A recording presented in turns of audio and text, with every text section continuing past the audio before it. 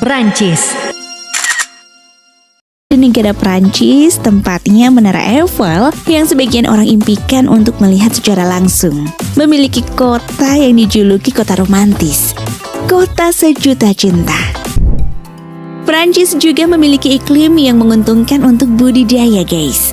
Sebagian besar wilayah Prancis berada di bagian selatan zona beriklim sedang, dan pinggiran selatannya meliputi zona subtropis. Prancis juga selalu lebih unggul dalam menghasilkan lebih banyak makanan dibandingkan negara-negara saingannya seperti Inggris dan Jerman. Daratan Prancis sebagian besarnya adalah lahan pertanian yang produktif, tanah-tanah datar, serta perbukitan yang rendah di bagian utara dan barat, lalu sedikit lebih menggunung di bagian selatannya.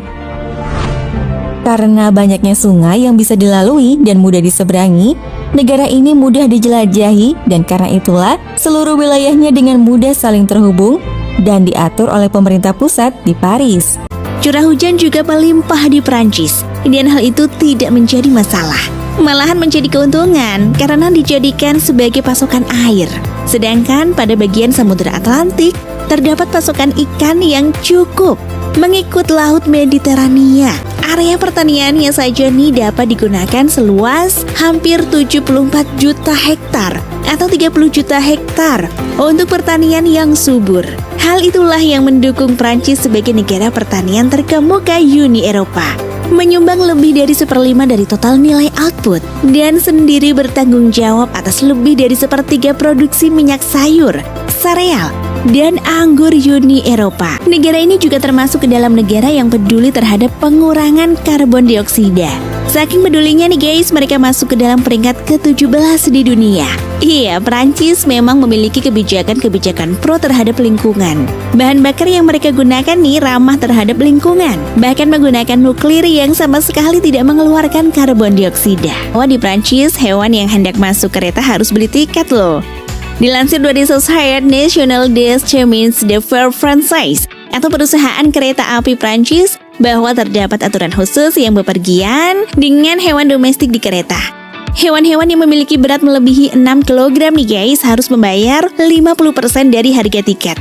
Jika di bawah dari 6 kg minimal membayar 7 euro untuk tiket. Bahkan katanya nih berlaku untuk semua hewan, siput sekalipun loh guys. Pokoknya deh banyak hal yang hanya bisa ditemui di negara ini. Dengan zona waktu terbanyak, yaitu 12 zona waktu, budaya, ekonomi, hingga makanan. Jika kamu pecinta keju, kamu bisa menemui 400 jenis keju di sini di Perancis.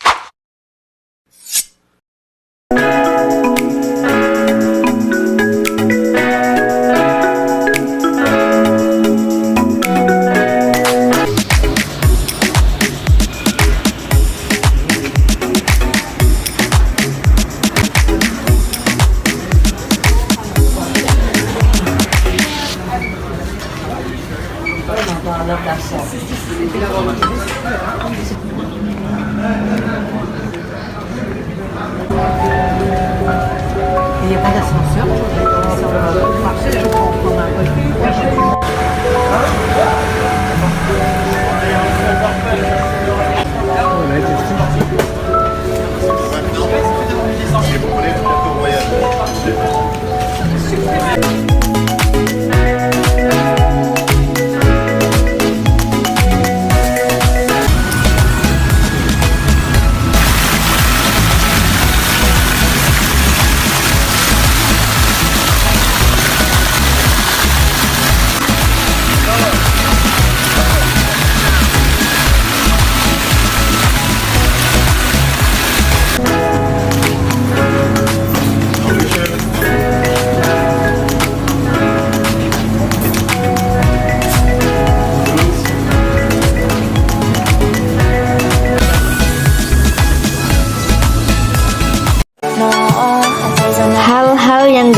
tabu pada masyarakat Prancis. Yang pertama, meletakkan barang bawaan di atas meja. Bagi orang Prancis, meja makan hanya digunakan untuk menyimpan makanan. Menaruh HP atau tas dan barang lain sebagainya di atas meja, terutama saat makan, dianggap sebagai perbuatan yang tidak sopan, bahkan dianggap sebagai perilaku yang kasar. Kemudian belanja di hari Minggu. Hari Minggu adalah hari untuk keluarga. Bagi masyarakat Prancis, hari Minggu adalah hari untuk menghabiskan waktu bersama orang terkasih. Karena itu, tidak heran jika di akhir minggu banyak toko yang memutuskan untuk tutup agar bisa berkumpul dengan keluarganya masing-masing. Selanjutnya, beranggapan semua orang bisa berbahasa Inggris. Meski bahasa Inggris adalah bahasa universal dan banyak orang yang bisa berbahasa Inggris, tapi mayoritas warga Prancis tidak bisa berbahasa Inggris. Karena itu, sebelum kita bercakap-cakap dengan orang Prancis, kita harus mempelajari beberapa kata dasar seperti bonjour yang berarti halo atau merci yang berarti terima kasih. Berbicara keras di tempat umum atau transportasi umum. Bagi masyarakat Prancis, berbicara atau berteriak di tempat umum sangat tidak sopan. Misalnya sedang berada di bus, mereka tidak suka akan kekacauan atau suara berisik. Mungkin saja di dalam bis di sekeliling kita ada yang baru pulang kerja atau merasa kelelahan dan ingin beristirahat sebentar di perjalanan. Suara keras hanya akan membuat mereka merasa terganggu dan akan marah. Selanjutnya, memanggil pelayan restoran atau kafe sembarangan. Di Prancis, semua hal termasuk memanggil pelayan ada aturannya. Kita tidak bisa memanggil mereka dengan melambai asal-asalan, apalagi sampai berteriak. Berikut sarapan dalam jumlah banyak atau makan kapan saja. Setiap orang memiliki kebiasaan yang berbeda-beda. Orang Indonesia sarapan dalam jumlah banyak, sedangkan orang Prancis biasanya hanya menghabiskan pagi dengan croissant atau coklat hangat. Yang terakhir, meminta makanan dimasak dengan cara yang berbeda dari menu. Para koki di restoran Prancis bekerja keras untuk menciptakan menu yang sempurna untuk tamu yang datang. Meminta makanan dimasak dengan cara yang berbeda atau meminta mereka tidak menggunakan bahan tertentu akan membuat para koki Prancis merasa tidak dihargai.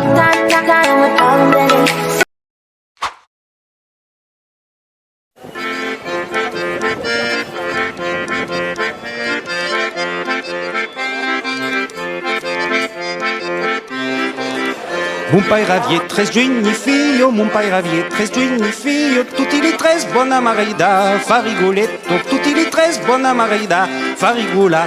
Io che ri là, pipicciunetto, io che ri là, pipicciunetto, le bemutum mandavo guarda, parruletto, le bemutum mandavo guarda, fa rigola. Ed interin che li guardavi, ed interin che li guardavi, mon canignai reven a passare, fa rigoletto, mon canignai. Ini adalah tarian tradisional negara Prancis.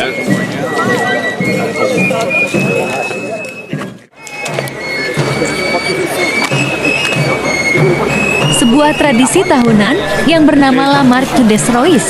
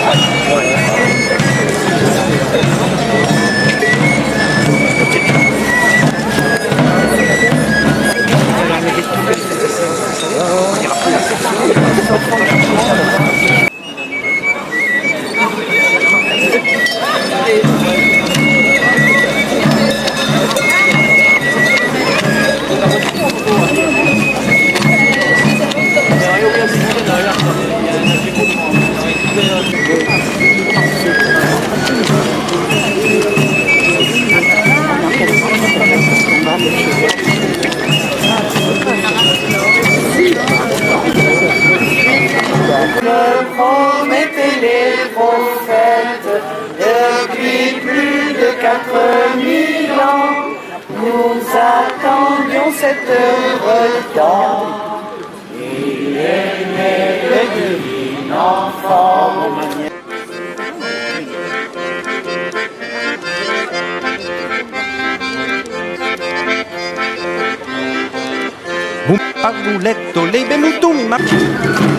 Tradisi parade ini adalah simbol penghargaan atau sambutan tiga raja dan warga pada zaman dahulu atas lahirnya Yesus.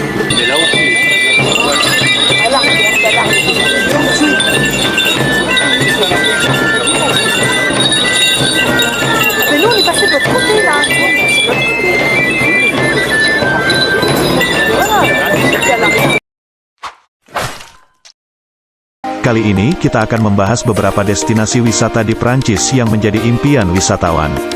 Prancis adalah sebuah negara yang teritori metropolitannya terletak di Eropa Barat dan juga memiliki berbagai pulau dan teritori seberang laut yang terletak di benua lain. Prancis merupakan salah satu negara yang mempunyai daya tarik tersendiri dalam bidang pariwisata. Destinasi wisata di Prancis menawarkan romansa cantik nan indah. Paris, ibu kota Prancis, setiap tahunnya kebanjiran wisatawan lokal maupun mancanegara. Yang pertama, Menara Eiffel. Jika berlibur ke Eropa terutama Prancis, tak lengkap rasanya bila tidak mengunjungi Menara Eiffel. Eiffel merupakan ikon destinasi wisata di Prancis sekaligus salah satu monumen terkenal dan penting bagi Prancis. Selain dapat menikmati panorama lanskap Menara Eiffel yang indah dari kejauhan, wisatawan juga dapat menikmati indahnya kota Paris dari atas menara. Di atas Menara Eiffel, tepatnya di lantai 2 terdapat restoran yang terkenal akan menu steak dan wine-nya. Namanya adalah restoran Le Jules Verne. Bila ingin berkunjung ke restoran ini terdapat pintu tersendiri di dasar Menara Eiffel. Sembari menikmati steak dan wine, pastinya mata akan disilaukan dengan indahnya pemandangan yang sangat luar biasa. Dan tentunya tidak akan kamu temukan pemandangan seperti itu di negara manapun di dunia. 2. Museum Orsay. Museum Orsay merupakan destinasi wisata di Prancis yang bernuansa sejarah. Objek wisata yang satu ini terkenal akan jam besar yang berada di salah satu ruang utamanya. Museum Orsay ini mulanya adalah sebuah stasiun kereta api yang beroperasi sejak tahun 1900. Akan tetapi stasiun kereta api ini berhenti beroperasi pada 1939 dan saat ini menjadi monumen bersejarah yang ditetapkan sebagai museum untuk umum pada 1986. Destinasi wisata di Prancis ini menawarkan berbagai karya seni Prancis sejak 1848 hingga 1914 mulai dari lukisan, karya fotografi, patung dan artefak seni lainnya. Yang ketiga, Museum Louvre. Destinasi wisata di Prancis bersejarah lainnya adalah Museum Louvre yang populer akan piramid kacanya yang sangat ikonik. Museum Louvre mulanya merupakan benteng di masa pemerintahan Raja Philip II, dan merupakan rumah bagi ratusan ribu karya seni dunia yang legendaris. Di dalam Museum Louvre terdapat koleksi peninggalan Mesir kuno hingga peradaban Yunani. Destinasi wisata di Prancis yang satu ini, selain memamerkan karya seni dan artefak bersejarah, destinasi ini juga menawarkan arsitektur dari bangunannya yang sangat menawan. Destinasi wisata di Prancis berikutnya adalah Katedral Notre Dame. Objek wisata ini terletak di Sens, sebuah pulau kecil di negara Prancis, merupakan gereja terbesar yang ada di kota mode tersebut. Katedral Notre Dame juga disebut Notre Dame de Paris adalah katedral Katolik abad pertengahan yang terletak di Ile de la Cité di arondisemen keempat Paris, Prancis. Katedral ini dipandang sebagai salah satu contoh terbaik arsitektur gotik Prancis yang syarat anak nilai sejarah. Memiliki makna Bunda Kita di Paris, gereja yang kerap jadi tujuan wisata religi di Prancis ini memiliki desain interior klasik yang menawan untuk dinikmati. Saint-Malo. Saint-Malo merupakan sebuah kota di Prancis yang terletak di bagian barat. Tepatnya di Provinsi Brittany di Selat Inggris. Penduduknya berjumlah 50.675 jiwa dan memiliki luas wilayah 36,58 km persegi. Kepadatan penduduk 1.385 jiwa per kilometer persegi. Wali kota saat ini. Destinasi wisata di Prancis yang satu ini memamerkan keindahan pantai yang indah. Kawasan tepi laut yang menjelma menjadi destinasi wisata di Prancis ini mulanya adalah benteng yang dibangun untuk melindungi sungai Rance dari bajak laut. Kota ini selama berabad-abad dikuasai oleh bajak laut dengan reputasi menakutkan. Bajak laut kini menjadi kisah masa lampau dan Saint-Malo menjadi kota di kawasan Brittany yang paling banyak dikunjungi.